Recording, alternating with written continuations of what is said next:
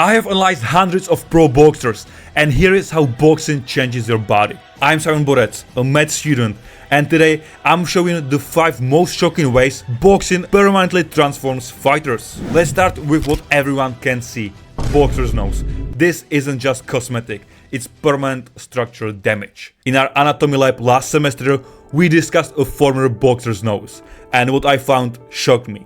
The nasal septum was completely deviated. When your nose gets repeatedly hit by straight punches, blood vessels rupture and cartilage fractures. That blood pools, cutting off nutrition to the cartilage, which then dies. But here is what's crazier. The same process happens in your brain with repeated trauma, just where you cannot see it. Next up, facial structure changes. This isn't just aging, it's permanent bone remodeling. Your facial bones adapt to repeated trauma through a process called Wolff's Law. The same way weightlifters' bones thicken under load, boxers' facial bones literally reshape and thicken as a protective mechanism. Look at menis, orbital ridge, zygomatic arc, and mandible.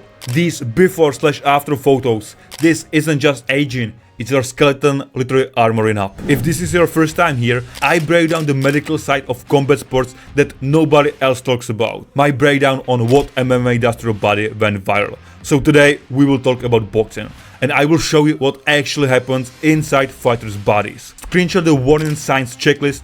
I will show you at the end. If you train MMA, it might literally save your brain. And to top it off, I will show you low-hanging fruit for prevention. And if you are interested more in prevention, the rest is in my school community. Now for what you cannot see. Section 2, the internal transformations that are even more dramatic.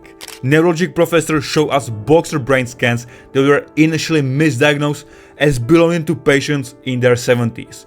No one could believe they came from 30 years old. With each significant punch to the head, your brain experiences micro-trauma. Tiny tears in axons, which are communication cables between neurons. Your brain compensates by forming new neural pathways, but this rewriting comes at a cost. And that cost explains why some retired boxers show cognitive decline decades earlier than normal. Well, I'm diagnosed with the signs of CTE. It's terrible. It's like, it makes you nauseous almost. It's like just a thump in the back of my head, the side.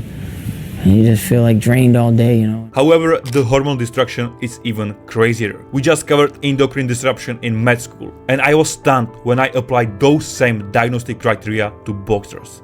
Studies show boxers' testosterone can significantly drop after taking too many shots. The joke is that no one knows what your number is for too many shots. After fights, especially losses, cortisol stays elevated for up to 14 days, suppressing immune function and slowing recovery. This hormonal roller coaster ages boxers prematurely. It's why many look a decade older than they actually are. Now, section 3, and let's talk about the permanent damage that boxers never fully recover from. The changes that follow them long after retirement. First, the skeletal system. Those knuckles don't just callus, they develop bone spurs and permanent arthritis. Almost 66% of retired boxers reported chronic hand/wrist pain. Stop the video right now and look at your own hands. Many veteran boxers physically cannot do this simple movement without pain.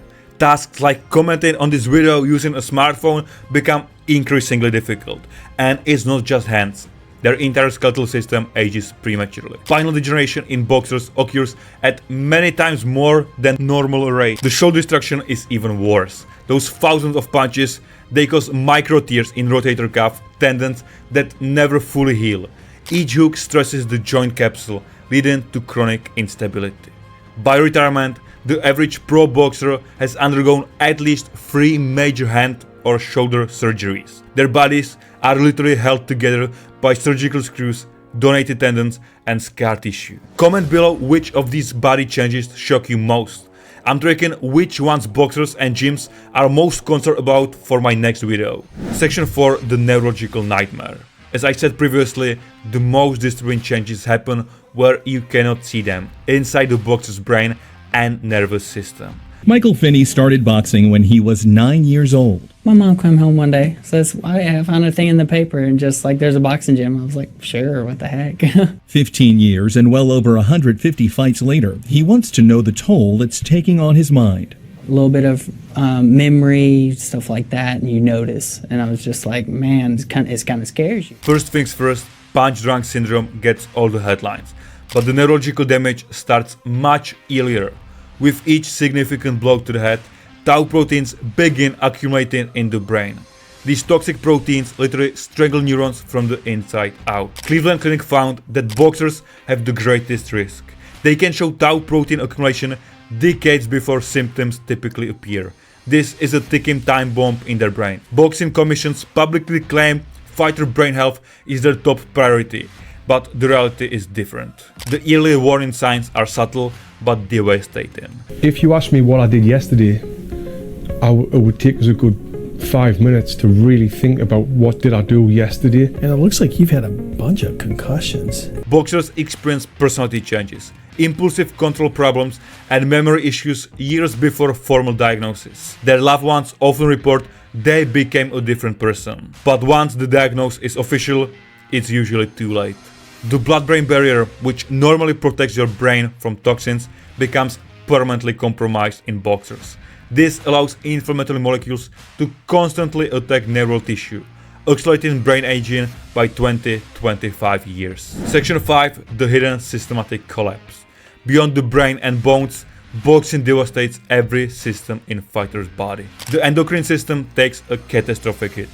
Repeated head trauma damages the pituitary gland, the master controller of hormones. Many veteran boxers have clinically low testosterone levels regardless of PED use.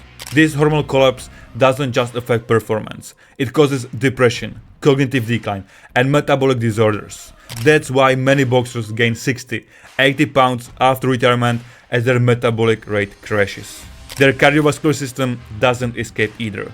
Those enlarged boxer hearts, they often develop pathologic remodeling.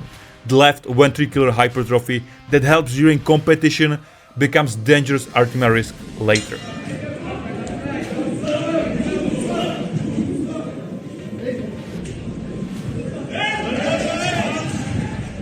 But perhaps the most disturbing is the immune system dysfunction. Chronic inflammation from training damage suppresses normal immune function. Boxers show accelerated immunosenescence. That means their immune system ages decades faster than normal. This explains why so many retired boxers suffer from autoimmune disorders, chronic infections, and even increased cancer rates.